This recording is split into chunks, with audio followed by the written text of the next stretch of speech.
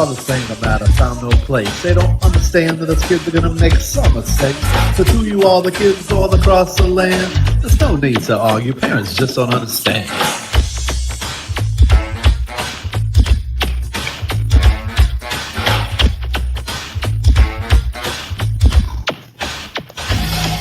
I remember one year my mom took me school shopping. It was me, my brother, my mom, oh, my pop, and my little sister all hopped in the car.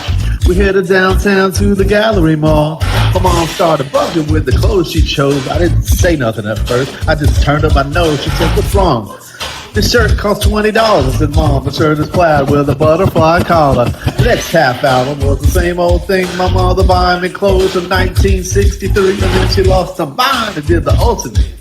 I asked her for Adidas and she bought me Zips. I said, "Mom, what are you doing? You ruined my rep." She said, "You're only 16, you don't have a rep yet." I said, "Mom, let's put these clothes back, please." She said, "No, you go to school to learn that for a fashion show." I said, "This isn't job, Mom. Now, come on, Mom, I'm not Bowser. Mom, please put back these bell-bottom Brady Bunch trousers. But if you don't want to, I can live with that. But you gotta put back the double knit reversible slack." She wasn't moved. Everything stayed the same. Inevitably, the first day of school came. I thought I could get over. I thought I could play slick, but my mom said, no way, forget it. There was nothing I could do. I tried to relax. I got dressed up in those ancient artifacts, and when I walked into school, it was just as I thought. The kids were cracking up, laughing at the clothes Mom bought, and those who weren't laughing still had a ball because they were pointing and whispering. As I walked down the hall, I got home and told my mom how my day went. She said, "If they were laughing, you don't need them because they're not good at friends." For the next 6 hours, I tried to explain to my mom that I was going to have to go through this about 200 more times. So to you all the kids all across the land, there's no need to argue. Parents just don't understand.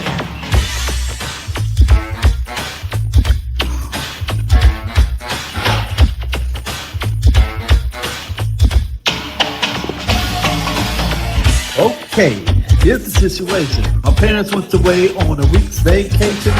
They left the keys with a brand new Porsche. Were they mine?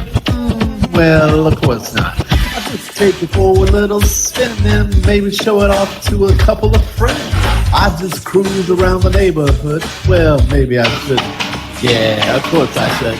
Pay attention, here's the thick of the plot. I pulled up to the corner at the end of my block, and that's when I saw this beautiful girly girl walking. I picked up my car phone to perpetrate like I was talking.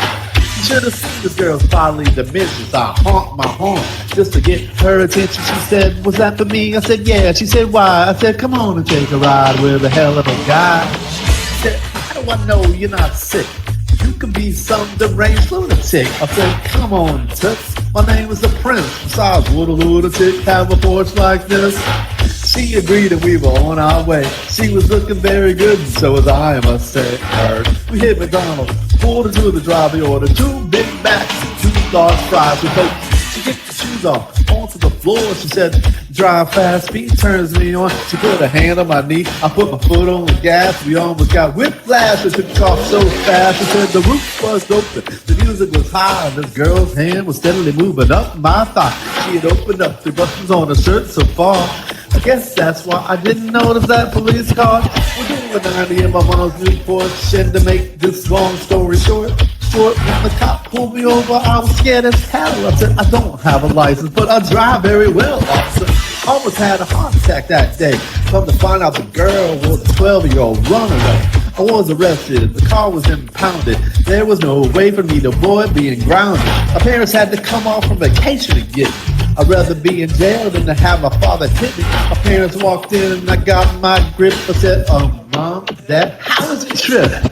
They didn't speak. I said, "I want to plead my case," but my father just shoved me in the car in my face. That was a hard ride home. I don't know how I survived. They took turns. One would beat me while the other one was driving.